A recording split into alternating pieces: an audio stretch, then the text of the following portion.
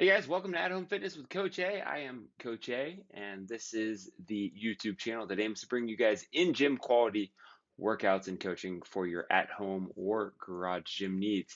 It is day number 178 of the pandemic programming, so to speak, or our programming free daily workouts that started at the beginning of the pandemic here in Cleveland, Ohio.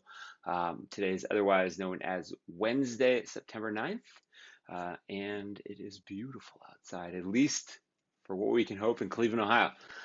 Today is going to be our third iteration or our third repeat of our posterior shoulder development series that's been going on for the last couple weeks, meaning we are going to be continuing with 3 to 5 rounds of 3 to 5 eccentric focus strict pull-ups and 20 band pull-aparts for our first piece today.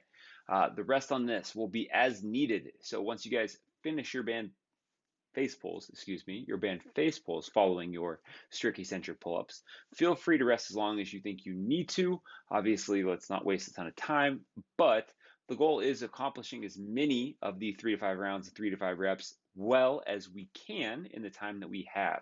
So our 3 to 5 range. It is a range because I want you to max out at 25 strict pull-ups with a 4-second eccentric motion coming down, a normal concentric motion going up, and maybe even a normal 1-second pause at the top of the movement. It also leaves room so that we can improve over the course of a couple weeks. This is the third time we've done this in 3 weeks.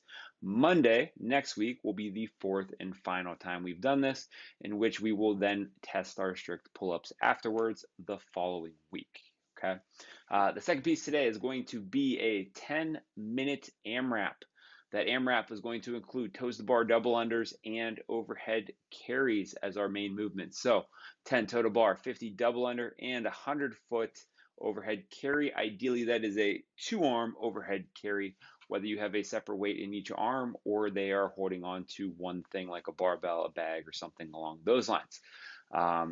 Ideally, that is also a 50-foot down and 50-foot back movement, specifically because we probably don't have 2 bars that are exactly 100 feet apart. So obviously the toes bar there, and we're going to be putting a jump rope down on the ground.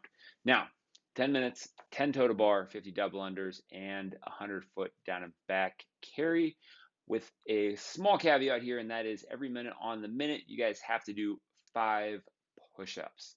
All right, so it is a movement that you can do them whenever, wherever.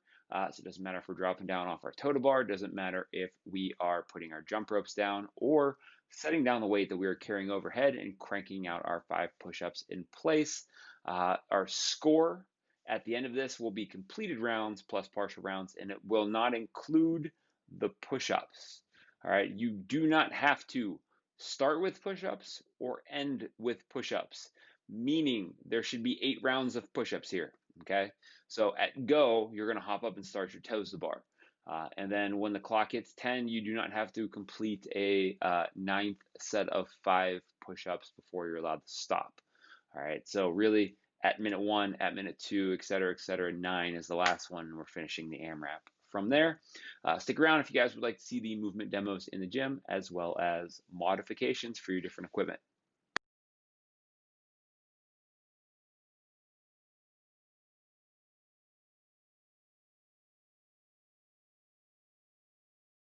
Alright guys, so this is the continuation of the strength work that we're doing with our eccentric strict pull-ups, and then pairing that with the band of face pulls. So again, making sure we're focusing on the correct tempo, which is going to be a normal pull through going up. I'll demonstrate in a second. Normal pause at the top, meaning it doesn't have to be a sustained pause. Really just kind of looking for a second for you to set yourself, set your breath, and then get ready for the descent. And then 4 seconds coming down in that eccentric range of motion, as we have been doing and we're going to continue to do.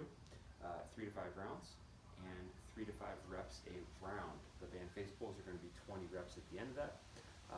Again, choosing the number in the moment based on where you're at for that set. So ideally we're going into this with a mindset of I'm going to do 5 rounds, I'm going to do 5 reps each round. But if we run into an issue, run out of energy, run out of strength, we have that buffer. We can come down to 3 reps, maybe even 3 rounds if we're really getting sloppy and getting beat up. Keep in mind, you can put as much rest into this as you want, specifically after you do the banded face pulls, but obviously if we're getting in the neighborhood of needing like a solid 5 minutes rest to be able to keep going on our pull-ups, then we're kind of past that point of getting better, right? That's basically just diminishing returns. So the rep that I'm looking for again is going to be a strict pull-up, palms away. This isn't a wide grip, this is a narrow grip, this is a normal just outside the shoulder grip. I'm going to do a regular pulling motion going up, take a breath at the top, and then I'm going to try and smoothly extend myself down for 4 seconds. Keeping in mind it's not a slow and then drop at the bottom half, it's a smooth full extension.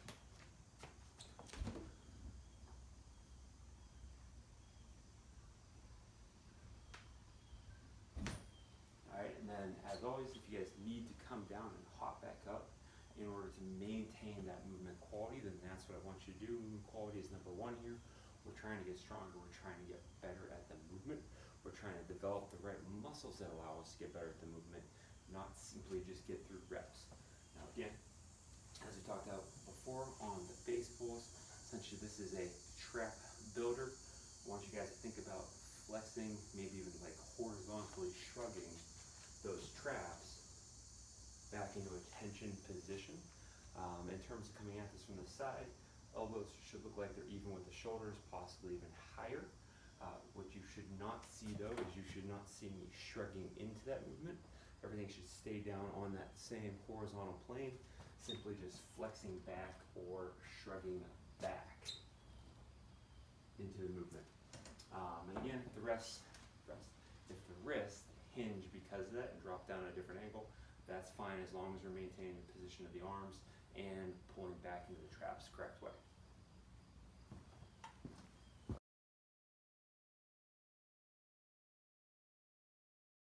So for our 10-minute AMRAP today, we're going to be doing 10 toe to bar, cycling that into 50 double unders and finishing with a 100-foot overhead carry. Carry is probably going to want to be a down and back of some kind, since you guys are going to have to come back to the bar, and even if we're going to modify the bar, possibly a rope or something along those lines.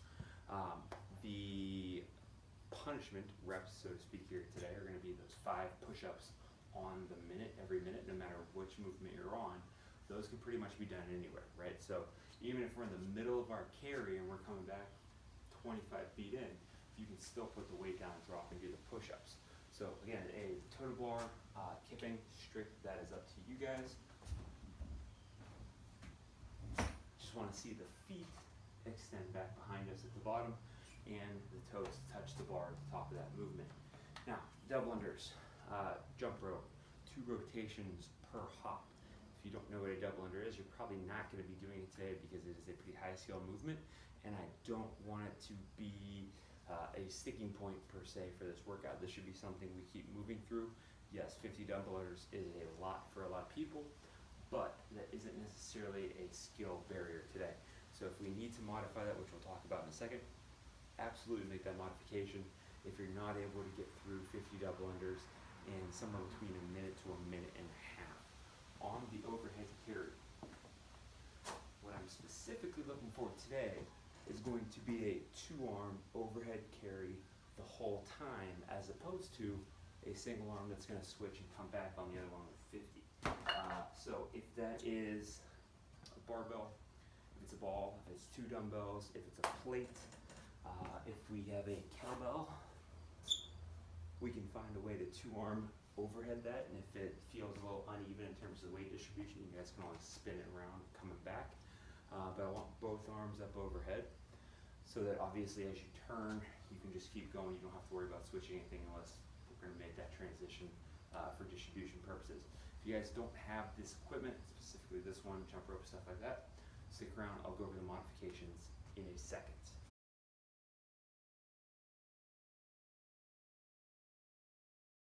Stay tuned for movement modifications. We're talking modifications for our continued work on our eccentric strict pull-ups and our banded face pulls. For the pull-ups, the first modification here is going to be, if we're not strong enough to do the pull-up, but we have a bar. If you guys have a band, if you have something that allows you to do the concentric, the up part of the pull-up, that's fine. You're basically going to do everything the same way, okay? If you don't have that and can't do the concentric part of the pull-up, then I simply want you to hop yourself up there or step yourself up there and still try and control that down range of motion. All right, in which case we're literally just doing the eccentric part of the movement, not even the eccentric part of the movement. If we don't have any of that specifically, we don't have a bar or something to pull ourselves up on, we have a couple different options. As you guys can see, I have a set of rings over here I can get ring rows with, or a TRX strap. Obviously that's going to make it a little bit more of a horizontal pull or an inverted pull as I diagonal myself down. I can always take a barbell, stack it on a squat rack, lay back and pull that way. I would like to keep this a body weight movement if at all possible. So before you go to using any weight or doing a bent over row or supported row or anything along those lines, let's try and do this body weight, even if it turns into that horizontal movement from one of the rows, simply because I would rather see you guys controlling your own body weight than controlling an object. Okay. Now, for the band face pulls, we don't have a band or, no, let's just go if we don't have a band, because anchoring we can always probably find something there. So in theory, we can do that face pull for one on a lat pull down machine or something along those lines. Obviously, you guys can get those double rope straps and pull them apart. Theoretically, you can do it with light weights.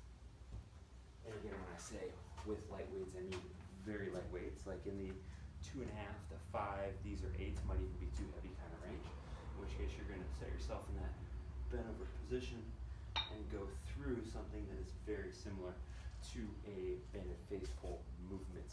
Now, if we do not have a way of making that happen, meaning the weights we do have are too heavy, we just can't get them in the position, the modification, whether it is a bar, light bar, or dumbbells, is going to be an upright row. When you guys are doing the upright row, what I do want to see, what I don't want to see. I do want to see the traps engaging behind us and creating a little bit of flexion back here. Notice I can do that without raising and shrugging my shoulders up into the air. So an upright row is something that's going to hit our traps, but it is not something that is going to pull our shoulders out of position with our traps. Okay, it's a very important distinction. In which case, if we're modifying either with these with weight, I probably want you to bring the reps down from 20 to probably something more in that 10, maybe 15 range, depending on how heavy that weight. Finally, our modifications for our workout today. First piece is going to be that toe to bar. If we're looking at being able to have the equipment, just not the skill or the strength, there's a bunch of different things we can do here. You guys can go with the kipping knee to elbow or kipping knee raise, in which case it's pretty much the same movement as a toe to bar, just a lesser range of motion. You guys can go with a strict L raise hang, where we're just bringing the legs up, pointing them straight ahead, trying to create some extension through the knees and the toes to form a right angle at the top. We can always do a movement on the ground, like a V-up, where we're hands to toes, laying back into that hollow type position. And then we can even modify that a little bit further by doing a hollow to tuck crunch, back to hollow extension, or a straight-legged sit-up, where my legs are extended, knees are together on the ground, I lay all the way back, just like an ab mat sit-up. I come all the way up and touch the feet. Second movement's going to be those double unders. Like I said, I don't want you guys to get hung up on the skill aspect of this today. If you fatigue, that is different. If you're burning out, that is different, but you should be able to at least do pretty well on one round, okay? Single unders, first modification there. If you want to increase the reps, that's fine, although you don't necessarily have to, because 50 is going to take a decent amount of time. Jumping jacks are a good one for us today. It would probably be my preference if it came to that, lateral hops over a line or toe touches, simply because you're going to get your shoulders in a little more. You're going to get that overhead movement more, and that's going to be a little bit more what I'm looking for today. That third movement, the overhead carry, keep my own really focusing on there, is looking for you to be able to be in a stacked position with some weight going overhead and having to control that weight over a specific distance, this being basically 50 down, 50 back. So whatever the object needs to be that we're holding up overhead, whether it's a laundry basket full of clothes, anything that gives you that form of resistance, that's what I'm looking for.